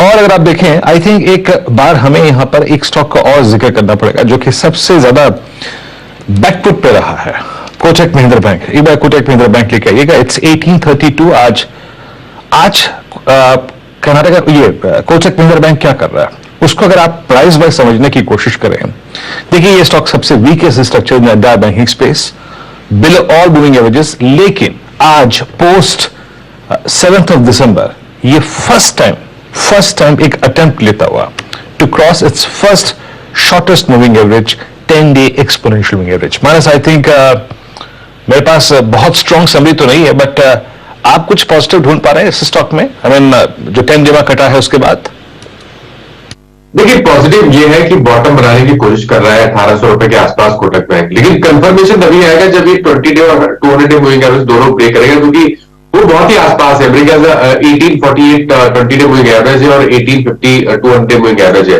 तो कंफर्मेशन का इंतजार करना पड़ेगा। 1850 के ऊपर खरीदारी करेंगे एग्रेसिव होके, क्योंकि उसके बाद शायद आपको 1900-1920 तक के भाव देखने को मिल जाएंगे। ये फिलहाल आपके लिए एक अपॉर्चुनिटी कोटक महिंद्रा बैंक दे रहा है 0.5% ऊपर। इनफैक्ट कोटक जागा है और जागा है आज बजाज फाइनेंस भी 0.5% ऊपर 65.91 के आसपास यहां पर ट्रेड बनता दिखाई दिया। और आपको याद होगा पिछले पूरे साल बजाज फाइनेंस ने ज्यादा कुछ किया नहीं। राजेश सातपुते, क्या ट्रेड लेने को तैयार है बजाज फाइनेंस में? हर्षद जी देखिए व्यू तो डेफिनेटली पॉजिटिव है। इनफैक्ट छोटी मोटी वोलेटिलिटी होती रहती है जहां पे 100-150 रुपए का मूव मिलता है, लेकिन वो मूव जो है वो बाइंग के लिए यूज हो रहा है। तो मेरे हिसाब से इसका जो टारगेट होना चाहिए as far as the positional call is concern, ये 1600-1620 का टारगेट यहाँ पे पेंडिंग है, तो बाय साइड का ही ट्रेड रहेगा। अगर आपको स्विंग ट्रेडिंग करना है तो 1550 के ऊपर बाय रखें, 1520-1525 के ट्रेजेक्टरी में स्टॉप लॉस को रखे और 1600-1620 का यहाँ पे टारगेट होगा। बजाज फाइनेंस की बात हो रही है, बजाज फाइनेंस तो 1500 पर नहीं हो मेरे आई एम वेरी सॉरी, लेकिन मेरी नजर हमेशा पता नहीं बजाज फाइनेंस पे बात होती तो बजाज फिंसर्व पे क्यों जाती है। I am very sorry. तो देखिए बजाज फाइनेंस की अगर आप बात करें तो 10-20 DMA के ऊपर ये ट्रेड हो रहा है। 20 DMA की अगर आप बात करें तो ये 6600 के ऊपर यहाँ पे ट्रेड जो है वो पॉजिटिव बनेगा। स्टॉप लॉस रहेगा 6750, सॉरी टारगेट रहेगा 6750 का, स्टॉप लॉस रहेगा 6580 का। हर्षद जी बजाज फाइनेंस बजाज फिंसो ये कंफ्यूजन मेरा होता है, वेरी सॉरी, लेकिन मैं एक कॉल यहाँ पे और एक ऐड करना चाहूंगा जहाँ पे ट्रैक्शन आ रहा है, जहाँ पे मोमेंटम आ रहा है। थोड़ी नजर मेरी वहां पे थी तो यहाँ पे मैं चूक गया। देखिए HDFC लाइफ आप देखिए मेरे हिसाब से यहाँ पे एक बड़ा ब्रेकआउट HDFC लाइफ में आ रहा है। इसका टारगेट बनता है 600 का, 580 के ऊपर बाय बनेगा, 575 का स्टॉप लॉस, छोटे स्टॉप लॉस के साथ बड़ा टारगेट दिख रहा है। तो HDFC Life is the buy. Shilpa से डिस्ट्रैक्ट होते थे, आजकल बजाज फिंसर्व से डिस्ट्रैक्ट हो रहे हैं। क्या कहना अगर राजेश जी, ये शिल्पा को भूल गए आप और अब HDFC लाइफ की बारी। हर्षदा जी, मुझे लगता है शिल्पा मुझे छोड़ के सबको याद रहती है। अच्छा, HDFC लाइफ लेकिन हाँ एक अच्छा खासा मोमेंटम, अब 2% ऊपर, और एक्सिस बैंक जिस पर एक बाय कॉल आया था खुलने के साथ ही, वो भी अच्छी खासी तेजी में। अच्छा, एक दो ट्रेड्स जो आपको स्क्रीन पर लेकर आएंगे, उसमें फ्यूचर्स वाले काउंटर्स देखिएगा। एक तो ग्रैन्यूल जिसका हम जिक्र कर भी रहे थे और मानस ने एक बाय कॉल दिया, 330 की तरफ तेजी से बढ़ता हुआ ये दिखाई दे रहा है। ग्लेनमार्क फार्मा में कुछ तेजी। अच्छा, मन्नपुरम फाइनेंस, मुथूट फाइनेंस, ये स्टॉक्स लेकर आते हैं आपकी स्क्रीन पर। मुथूट हल्का सा ऊपर है, मन्नपुरम में ज्यादा एक्शन देखने को मिला क्योंकि 1% ये स्टॉक आ चुका है और इसका कोरिलेशन होगा दरअसल सोने के भाव के साथ। टाइटन आज चल नहीं रहा है, लेकिन सोना 30 महीने के हाईस पर, इफ आई रिमेंबर करेक्टली, अभी हमारी टिकर टीम वो फ्लैश कर रही थी। हाँ, MCX में सोना 30 महीने की ऊंचाई पर, चांदी के भाव 10 महीने की ऊंचाई पर, और इसका सरोकार रहता है इन गोल्ड लोन वाली कंपनियों पर। तो CSB बैंक उसी खबर पर आज भागा है कि इनका जो Q3 का अपडेट है वो मजबूत है। सोने में और तेजी आ जाती है तो वहां पर बिजनेस बेहतर होने के आसार होते हैं। मन्नपुरम, मुथूट जैसे स्टॉक्स भी रेडार पर रखने हैं। शिवांगी, मन्नपुरम पर कोई व्यू इस समय? जी बिल्कुल, गोल्ड स्टॉक्स की अगर हम बात करें तो अभी फिलहाल एक अच्छा एंट्री पॉइंट बन रहा है इसमें, और स्पेसिफिकली हम टाइटन की बात करें तो हमने देखा है कि थोड़ा स्टॉक अंडर परफॉर्म किया है, पर मन्नपुरम जो है काफी पॉजिटिवली प्लेस्ड लग रहा है। इसमें वॉल्यूम्स अच्छे थे दिसंबर सीरीज में और रोलोवर्स भी काफी पॉजिटिव थे, तो यहाँ पे हमें 4 से 5% तक का अपमूव देखने को मिल सकता है। जी, मन्नपुरम फाइनेंस आपकी स्क्रीन पर आप देखें, और हर्षदा को गोल जो है आकर्षित करता हुआ अपनी तरफ, ये होता है, ये व्यवहारिक है। आई मीन 55-56 के रेंज पर आप देखें, ये हर्षदा को आकर्षित नहीं करेगा तो किसको करेगा। Goal at closer to its all time high. Manappuram और ये मुथूट से निकलते हैं हर्षदा, और इस बीच जरा प्लीज एक बार निफ्टी को देखिएगा, is exactly at day high. थोड़ा सा प्राइस को समझ लीजिएगा, आज की निफ्टी के प्राइस का बिहेवियर क्या है। याद रखिएगा, आज का intraday low exactly 50 day exponential moving average है। आज के लो ने कल का ओपन पॉइंट नहीं वॉलेट किया, आज अभी 10 डे एक्सपोनेंशियल मूविंग एवरेज फिर क्रॉस हो गया। अब हमारे पास दो चीजें हैं जज करने के लिए, कल का इंट्राडे हाई प्लस याद रखिएगा 18,200 क्या है, 18,200 पे 84 लाख कॉल्स का आउटस्टैंडिंग हुआ और कल का हाई। ये अगर बाइसेक्ट होता है, आपने सुबह डिप पे बाय किया है, तो हमें अब कल का हाई और 18,200 को जज करना है। A call which is holding 89 lakhs of outstanding हुआ प्लस कल का हाई, वो बाइसेक्ट हुआ तो 18,243 20 डे एक्सपोनेंशियल मूविंग एवरेज को अपना टारगेट बनाकर आगे की तरफ बढ़िएगा। बट प्लीज जज करना है हमें 18,200 और कल का इंट्राडे हाई। बैंक निफ्टी अब डे हाई पर है। मैंने अपने पहले शब्द क्या कहे थे, it's a day for which will belong to Bank Nifty. Third strike is almost critical, हमेशा क्रिटिकल होती है और डिसाइसिव होती है। बैंक निफ्टी अब 165 अंक ऊपर, और अच्छी बात यह है कि इस मार्केट की ब्रेथ को हेल्दी कर रहा है आपका mid cap index. Mid cap index इस वक्त करीब 0.36% अप एट 32,000। दैट्स गुड, अच्छी बात है यहाँ पे। अब एक काम करते हैं, जरा आपको मार्केट ब्रेथ दिखाएंगे, लेकिन उससे पहले जरा हमारा 4 का चौका, इसमें आज ट्रेड्स का क्रम क्या होगा वो आपको बताता हूं मैं एक एक करके। आज 4 का चौका जनाब इस प्रकार आएगा कि शुभम जी देंगे सस्ता ऑप्शन, और जब वो होते हैं तो सस्ता ऑप्शन आप देखें वही वकालत करते हैं इसकी। एफएनओ सुपरस्टार राजेश पालवे जी एक्सिस सिक्योरिटी से 4 का चमत्कार कविता जी बताएंगे आज, और mid cap fund Narendra Solanki साहब जुड़ चुके हैं इस बातचीत में, उनसे करेंगे बातचीत। लेकिन डॉक्टर साहब एक काम कीजिए, जरा मार्केट ब्रेथ लेके आइए। आई थिंक क्या ये आंकड़े वाकई आप देखें इतना स्ट्रॉन्ग मोमेंटम होल्ड करते हैं। Bank Nifty at day high, Nifty at day high, mid caps strong move 0.35% up. आइए जरा मार्केट ब्रेथ को जज करने की कोशिश करते हैं।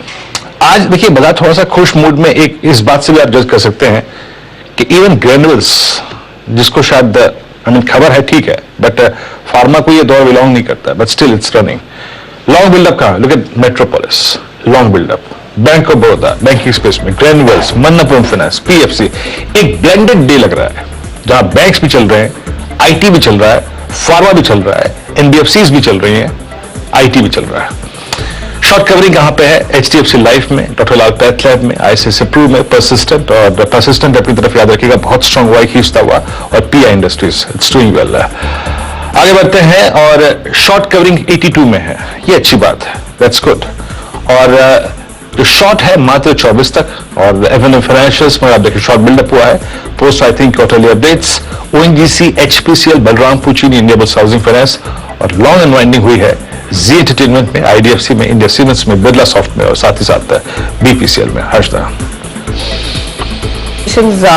लॉन्ग साइड की कत्ती भी जरूर दिखाई दी है, लेकिन नजरें मेरी तेजी वाले ट्रेड्स पर है, जहां पर वीरू आज देखने को मिला है साउथ इंडियन CSB, और अब यूको बैंक भी उस पार्टी का हिस्सा बनता हुआ 5% ऊपर आ गया है। अच्छा, रेलवे कंपनियों में अच्छी खासी तेजी बन रही है।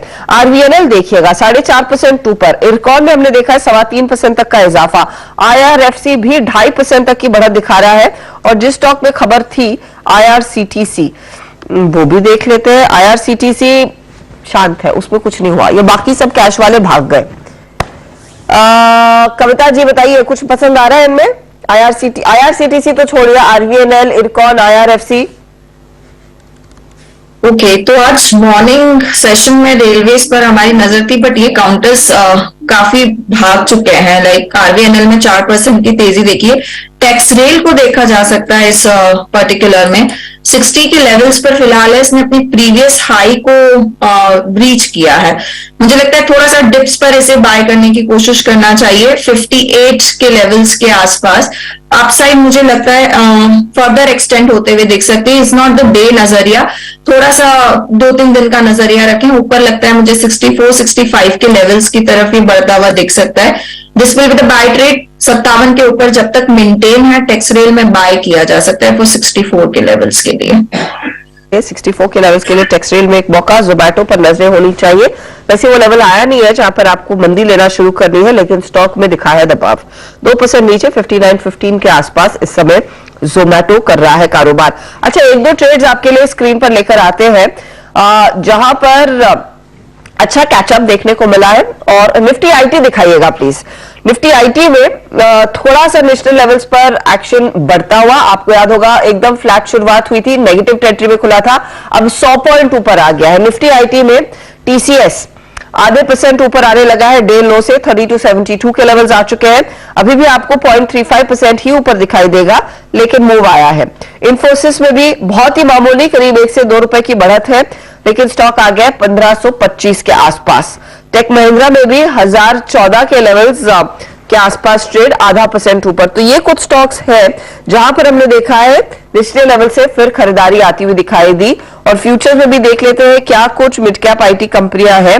एक तो परसिस्टेंट जिसका जिक्र किया था यहां पर राजेश सातपुते ने, वो ऊपर खुलता हुआ जरूर दिखाई दिया है। बाकी कोई ऐसा मिड कैप IT स्टॉक नहीं है जो रेडार पर आ रहा है। अच्छा चलिए, कोफोर्ज है हल्की सी बढ़त, इंटेलेक्ट डिजाइन है हल्की सी बढ़त।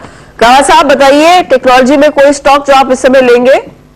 कोफोर्ज अच्छा लगता है मुझे। कोफोर्ज ट्रेड करा 3990, ये पार कर लेगा 4000, फिर 4050 का जोन देखेंगे, मुझे लगता है जाएगा वहां पर। स्टॉप होगा 3950 कोफोर्ज में एक मौका। वहां सब ठीक है ना? मूड थोड़ा सा ऐसे डल लग रहा है आपका?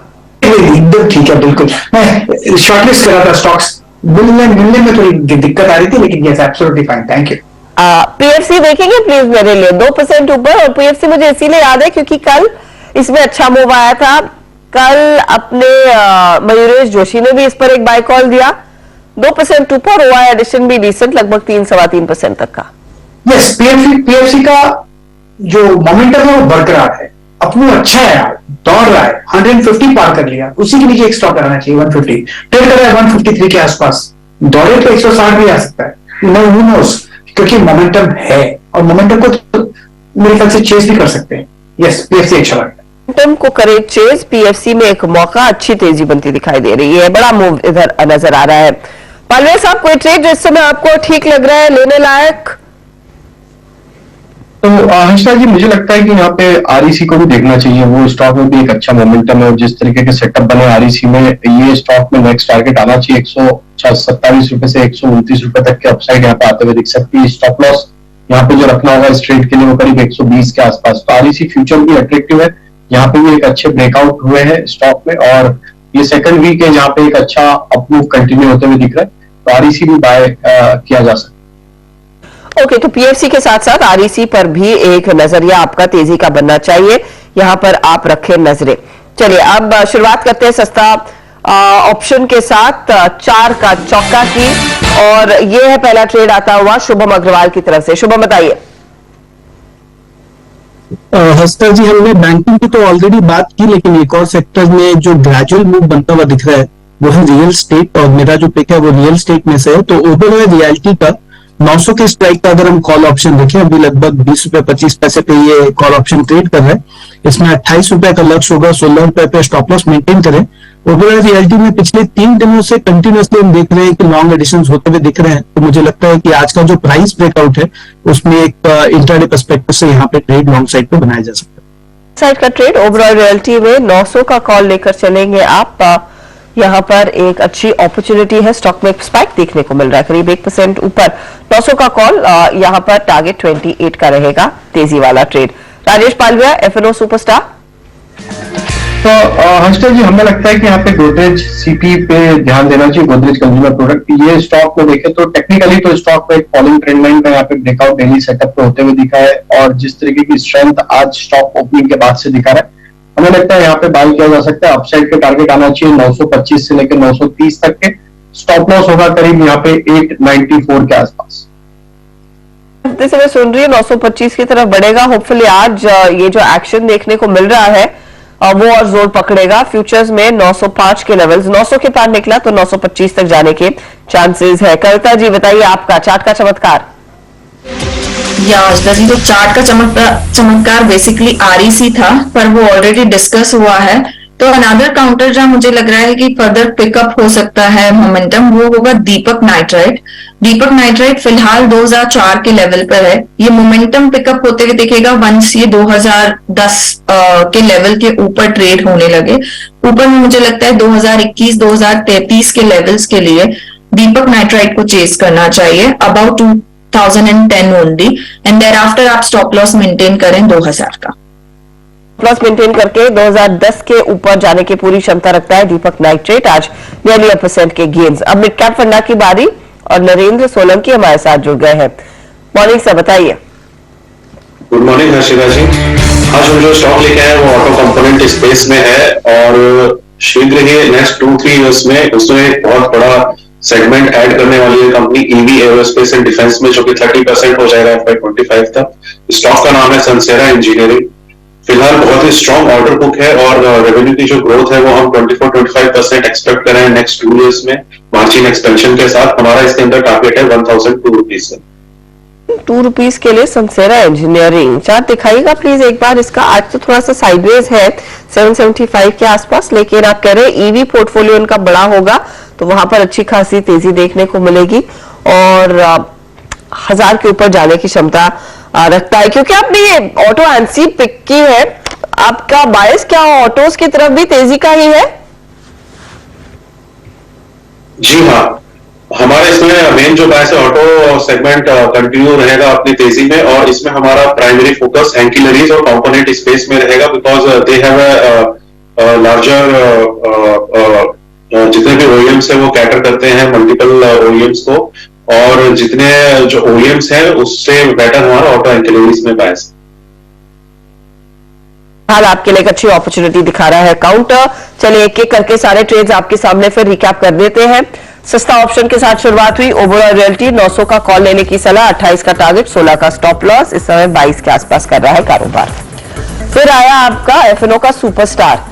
पालविया साहब की पिक है गोदरेज कंज्यूमर। 925 के टारगेट के लिए एक मौका, आगे 930 के लेवल्स भी दिखाएगा।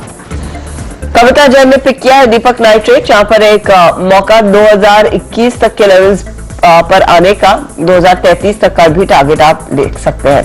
मिड कैप फंडा सनसेरा इंजीनियरिंग 1002 के टारगेट के लिए एक मौका इस समय आप देख रहे हैं, जहां पर अच्छी खासी तेजी बनती दिखाई दे रही है। अच्छा, ये जो राजेश सातपुते डिस्ट्रैक्ट हुए थे ना, उसका फल आपके सामने है। HDFC लाइफ अब 2.5% ऊपर, बहुत ही टाइमली इन्होंने ट्रेड लिया, तो सारी भूल माफ। ये इतना बड़ा मूव दिखा रहा है काउंटर, अनडाउटेडली आप डिस्ट्रैक्ट होते। 585 600 या फिर उसके ऊपर के भी टारगेट्स आ सकते हैं क्या आज?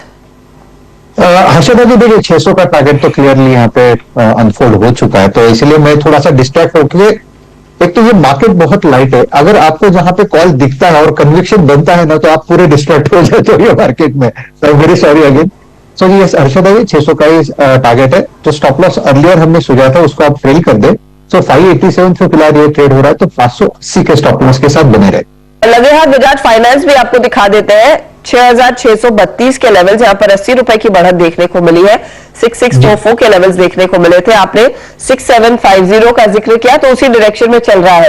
तो ये दोनों काउंटर्स और बजाज फिनसर्व जिस पर आप ज्यादा नजर रखते हैं आजकल, तो 1558 तक के लेवल्स, कुल मिलाकर अच्छी खासी तेजी। और अब टीसीएस वीरू 3271, तो आप देखिएगा निफ्टी आईटी की भी चाल अच्छी खासी मजबूत होती हुई 18,202 के आसपास इस समय निफ्टी थोड़ा सा टिकता हुआ दिखाई दे रहा है।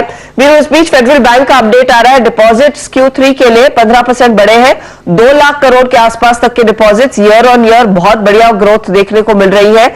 अब डिसबर्समेंट्स यहां पर लोन कितने दिए हैं वो भी आंकड़ा आ जाएगा, आपकी स्क्रीन पर होगा वो तुरंत फ्लैश, उस पर भी मार्केट दरअसल अपनी रिएक्शन देता हुआ दिखाई देगा। तो फेडरल बैंक जहां पर हमने देखा है कुल डिपॉजिट्स में हमने देखा है करीब करीब 15% तक का इजाफा दर्ज हुआ है। अब तक यही आंकड़ा है वीरू, लेकिन स्टॉक ऑफ कोर्स बाकी बैंकों की तरह ऊपर। जी हाँ, फेडरल बैंक आपकी स्क्रीन पे, आई थिंक इन आंकड़ों के बाद फेडरल बैंक है 31940, याद रखिएगा। इसका एक मल्टी मंथ क्लस्टर है, दैट्स 140 प्लस 140 to 15, जो कि 9 नवंबर से अब तक का हाईएस्ट रेंज है और उसको बाइसेक्ट करता है किसी भी सर्कमस्टेंसेस में। It's a typical flag on daily charts, तो बहुत अच्छा मूव देगा। लेकिन इस बीच मार्केट से डे हाई जो मैं टिप्पणी कर रहा था 18,200, डॉक्टर साहब प्लीज 18,200 की कॉल का प्रीमियम अराउंड विद आउटस्टैंडिंग वाई रखिएगा स्क्रीन पे। निफ्टी ने उसको बाइसेक्ट कर दिया 18,200 and without that force of Reliance Industries. याद रखिएगा रिलायंस आज बैकफुट पे है, मैं इनफैक्ट अभी नहीं देखा मैंने क्या कहा रिलायंस इंडस्ट्रीज, जरा प्लीज देखिए आइएगा। यस इट्स 2562, बट रिलायंस का एक बहुत कंट्रोल्ड फॉल है। रिलायंस का जो फॉल है वो